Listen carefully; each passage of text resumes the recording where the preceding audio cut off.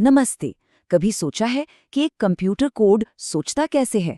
आज हम यही देखने वाले हैं कि हम अपने प्रोग्राम्स को फैसले लेने और कामों को बार बार दोहराने की ताकत कैसे दे सकते हैं, ताकि कोड की कुछ सिंपल लाइनें भी एक इंटेलिजेंट टूल बन जाएं। अच्छा, कभी ये सोचा है कि जब हम किसी ऐप पर कोई बटन दबाते हैं तो असल में होता क्या है? उस ऐप को कैसे पता चलता है कि पासवर्ड सही है या फिर कोई एरर दिखाना है? ये सब एक ही चीज पर आके लुकता है, और वो है फैसले लेने की काबिलियत। चलिए तो शुरू करते हैं। पहला कदम ये है कि हम अपने कोड को सवाल पूछना सिखाएं। मतलब वो किसी सिचुएशन को देखे, उसे समझे और फिर जवाब के आधार पर ये तय करे कि अब कौन सा रास्ता लेना है। प्रोग्रामिंग की भाषा में इसी को कंडीशनल स्टेटमेंट कहते हैं। इसे ऐसे समझिए जैसे हमारे प्रोग्राम के सामने एक चौराहा आ गया हो। जैसे मान लीजिए प्रोग्राम को ये तय करना है, क्या कोई वोट दे सकता है? जवाब सिर्फ हाँ या ना में होगा। और इसका जो बेसिक स्ट्रक्चर है ना, वो बहुत ही सिंपल है। इसे कहते हैं इफ एल्स। मतलब अगर कोई कंडीशन सही है तो ये काम करो, नहीं तो एल्स कोई दूसरा काम करो। सिंपल है ना? अब देखते हैं कि ये असली कोड में कैसा दिखता है। यहाँ हम C++ का एग्जाम्पल ले रहे हैं। देखिए, इफ कीवर्ड चेक कर रहा है कि एज 18 या उससे ज्यादा है या नहीं। अगर हाँ, तो एक मैसेज प्रिंट हो जाता है। और अगर ये कंडीशन पूरी नहीं होती तो एल्स वाला पार्ट अपना काम करता है। ठीक है, ये तो काफी सीधा साधा था, पर असल दुनिया में चीजें हमेशा हाँ या ना में तो होती नहीं, है ना? क्या होगा जब हमारे कोड के पास दो से ज्यादा ऑप्शंस हों? चलिए अब इसे थोड़ा और इंटरेस्टिंग बनाते हैं। एक ग्रेडिंग सिस्टम का उदाहरण लेते हैं। यहाँ सिर्फ पास या फेल नहीं है, हमें मार्क्स के हिसाब से A, B या C ग्रेड देना है। तो अब 8 चौराहे से काम नहीं चलेगा, हमें एक के बाद एक कई कंडीशंस चेक करनी पड़ेंगी। और इसके लिए हम इस्तेमाल करते हैं इफ एल्स चेन का। ये एक झरने की तरह है। कोड सबसे पहले पहली कंडीशन को चेक करता है। अगर वो सही निकल गई तो बस वो अपना काम करेगा और रुक जाएगा, लेकिन अगर नहीं तो वो अगली एल्सिफ वाली कंडीशन पर जाएगा। और ये सिलसिला तब तक चलता रहेगा जब तक उसे कोई सही कंडीशन नहीं मिल जाती या वो चेन के आखिर तक नहीं पहुंच जाता। ये कोड देखिए, ये इसे परफेक्टली समझाता है। पहले ये चेक करेगा कि मार्क्स 90 या उससे ज्यादा हैं क्या। अगर नहीं तो फिर चेक करेगा कि 80 या उससे ज्यादा हैं क्या।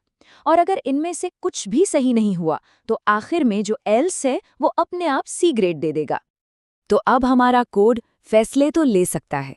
चलिए अब प्रोग्रामिंग की एक और सुपर पावर को समझते हैं, और वो है रेपिटिशन, यानी दोहराव। उन कामों का क्या जो हमें बार बार करने पड़ते हैं, शायद सैकड़ों या हजारों बार। जरा सोचिए, अगर 1 से 100 तक गिनती प्रिंट करनी हो तो क्या आप एक ही लाइन को 100 बार लिखेंगे? नहीं ना, ये तो पागलपन होगा। बहुत ही थकाऊ और बिल्कुल अव्यवहारिक। तो इसका कोई तो बेहतर तरीका होगा, है ना? बिल्कुल है। और यहीं प्रोग्रामिंग का असली जादू देखने को मिलता है। इस रेपिटेशन वाली प्रॉब्लम का जो शानदार सॉल्यूशन है उसे कहते हैं लूप्स। तो चलिए सबसे कॉमन और पावरफुल लूप को देखते हैं, फॉर लूप। तो लूप है क्या? ये बस एक इंस्ट्रक्शन है जो कोड को कहता है, देखो इस काम को बार बार करते रहो तब तक जब तक मैं तुम्हें रुकने को ना कहूं। ये ऑटोमेशन के लिए हमारा सबसे जरूरी टूल है। अच्छा, तो इसे जरा डिकंस्ट्रक्ट करते हैं। एक फॉर लूप के 3 मेन पार्ट्स होते हैं। पहला इनिशियलाइजेशन, यानी हम शुरू कहाँ से करेंगे। दूसरा कंडीशन, यानी हम रुकेंगे कब। और तीसरा अपडेट, यानी हम हर स्टेप पर आगे कैसे बढ़ेंगे। और ये रहा इसका प्रैक्टिकल एग्जाम्पल। ये लूप एक वेरिएबल i को 1 से शुरू कर रहा है। ये तब तक चलेगा जब तक i 10 से कम या उसके बराबर है। और हर चक्कर के बाद ये i की वैल्यू को 1 से बढ़ा देगा। और नतीजा, स्क्रीन पर 1 से 10 तक गिनती प्रिंट हो जाएगी। सिंपल और पावरफुल। और अब असली मजा तो अब है। क्या होगा जब हम इन दोनों सुपर पावर्स को, यानी डिसीजन मेकिंग और रेपिटेशन को एक साथ मिला दें? चलिए एक थोड़ी मुश्किल प्रॉब्लम सॉल्व करते हैं। आज का हमारा फाइनल चैलेंज प्रोग्रामिंग वर्ल्ड का एक क्लासिक सवाल है। ये पता लगाना कि कोई नंबर प्राइम है या नहीं। और ये एक परफेक्ट एग्जाम्पल है जहां हमें लूप्स और डिसीजंस दोनों की जरूरत पड़ेगी। सीधे कोड में जाने से पहले इसका लॉजिक समझ लेते हैं।